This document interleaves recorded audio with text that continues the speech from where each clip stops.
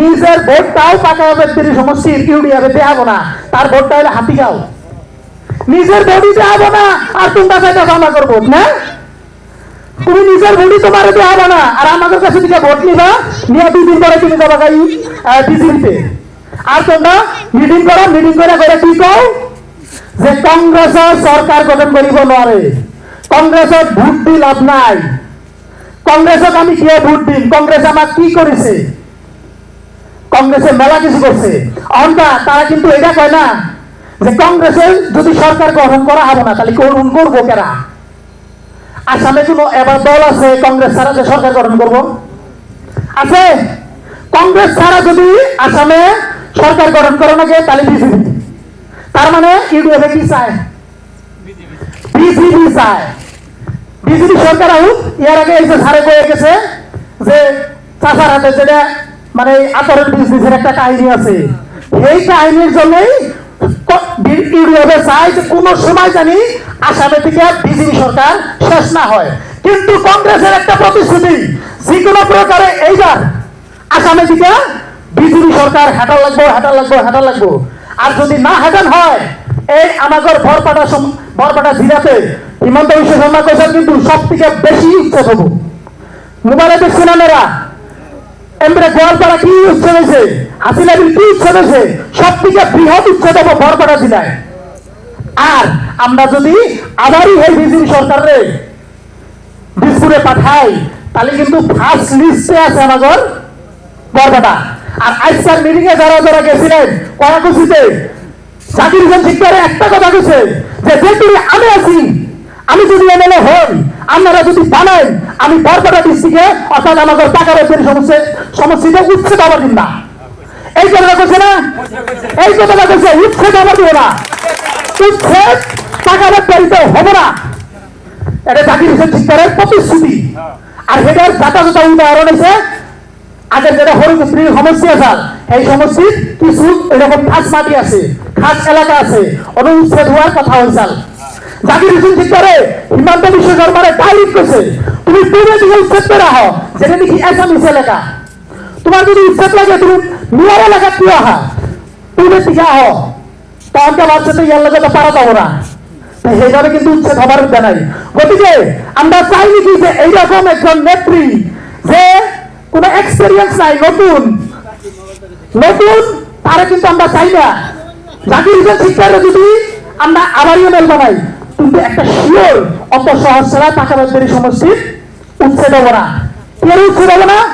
কারণ অলরেডি আমাদের আপার আসাম বালা, মধ্য আসাম বালা, আমাদের লয়ের আসাম যদি আমরা অল্প কষ্ট করে বালা করে দিতে পারি, সরকার যদি আহে, যদি কিবা কারণে আমাদের কংগ্রেস সরকার আহে তাহলে উচ্ছেদ নামের শব্দটা আর আবো না। কারণ বিগত 40-50 বছরে আসামে কিন্তু শুনছিলেন যে উচ্ছেদ হয়, উচ্ছেদ নামের শব্দটা কিন্তু আমরা শুনছিলাম না। কিন্তু এই হিমন্ত বিশ্ব শর্মার সরকারে আমাদের এই উচ্ছেদ নামের শব্দটা নতুন করে আমাদের জীবনে মাইনরিটির মানুষের, মুসলিমের মানুষের জীবনে স্কিল মেরে দিছে যে এটা হলো মিয়া মানুষের কামির হার ভাঙছি, আমরা রাজ হার ভাঙবো, রাজনৈতিক দলে ভাঙছি, এবার শিক্ষা দীক্ষার ক্ষেত্রে ভাঙবো, চাকরির ক্ষেত্রে ভাঙবো। গতিকে আমরা চাই না যে এইভাবে আমাদের শাস্তি দেয়। আর যদি চাই তাহলে আমরা বিজেপিতে ভোট দিয়ে বলা, ইউডিএফে ভোট দিন তাহলে বিজেপিতে দেখে।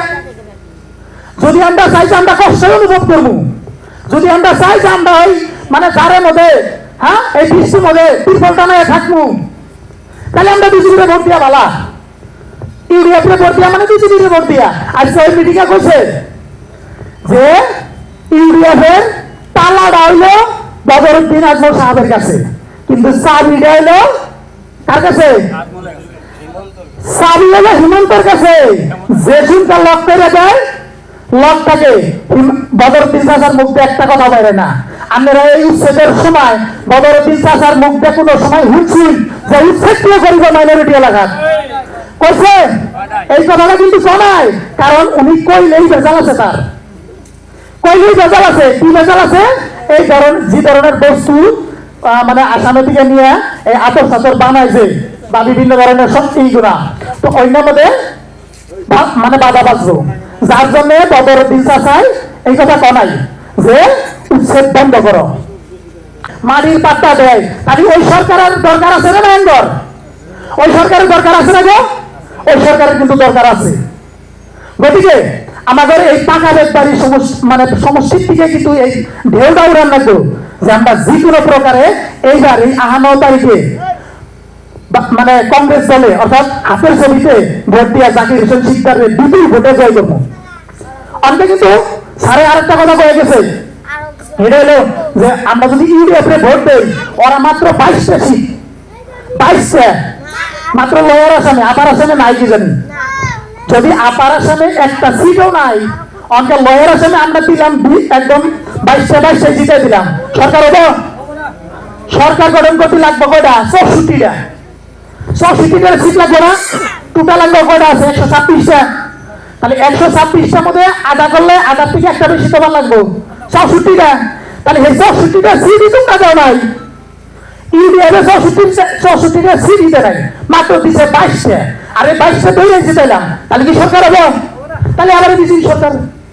তাহলে তোমরা যদি এতই পারো 126টা ধরে দিতা, ইউডিএফ তোমরা যদি এতই ভালো, তোমরা যদি মানে মুসলিমের ভালো যায় 126টা ধরে দিতা, তোমরা সরকার বানাইতা, তোমরাই সরকার বানাইতা, তাহলে আমরা ব্যক্তি ভোট দিতাম, সব ভোট দিতাম। কিন্তু তোমরা তো সরকার করা হবে না, আর তোমরা বিজেপিদের সহায় করো। আর তোমরা বিজেপিদের সহায় করে আর আমাদের মাইনরিটি এলাকায়, মুসলিম এলাকায় আয়া কও যে আমার ভোট দিও, কংগ্রেসের ভোট দিয়ে দিব। কংগ্রেসের ভোট দিব না, ভোট দিব না মানে কি? আপারে বিজেপি জিতুক, মধ্যে আসামে বিজেপি জিতুক, লয়ার আসামে আমরা জিতি, মানে ইউডিএফ জিতি, আর আমরা বিজেপির লোকে মিলে সরকারটা গঠন করি, আবার ওইভাবে উচ্ছেদ হয়ে থাকি, আবার ওইভাবে উচ্ছেদ হয়ে যায়। আমরা ওইটা চাই না যে পুনর আমাদের উপরে এই নির্যাতন হই, এই অত্যাচার হই। গতিকে বেশি কথা তো কম লাগে না, আমরা সবাই বুঝি, আজকে সবাই জানি, সবাই দেশের পরিস্থিতি দেখতেছি, সব মানুষেরই মোবাইলে এই বস্তুগুলা মানে আমরা দেখতেছি, মানুষের কান্না দেখতেছি। তো এবার পরিস্থিতিতে যদি আমরা না বুঝি, কংগ্রেস সরকার যদি না নিই, তাহলে কিন্তু আমাদের আর কভার গেলি গতি নাই। কি হিসাবে যদি নাই, এই যে অত্যাচার, এই অত্যাচার আমাদের উপরে হয়ে যায়। যার জন্য আমি একটা অনুরোধ জানাই আপনাদের কাছে।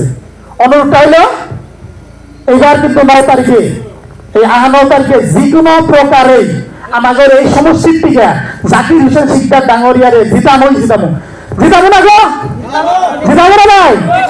ইনশাআল্লাহ আমরা জিতামো। কালকে জিতামো সমষ্টিটা, খালি জাকির হোসেন শিকদারে যদি আমরা জিতাই, মাত্র যে একজন এমএলএ হইলে না। কিন্তু আজকে হলো ইমরান প্রতাপগিরি একটা কথা বলে গেছে, যদি তোমরা জাকির হোসেন শিকদারে জিতাও আর বিশ্বরে যদি কংগ্রেস সরকার আহে, তাহলে কিন্তু তোমাদের এই জাকির হোসেন শিকদার হবো একজন মন্ত্রী। অঙ্ক ধরলাম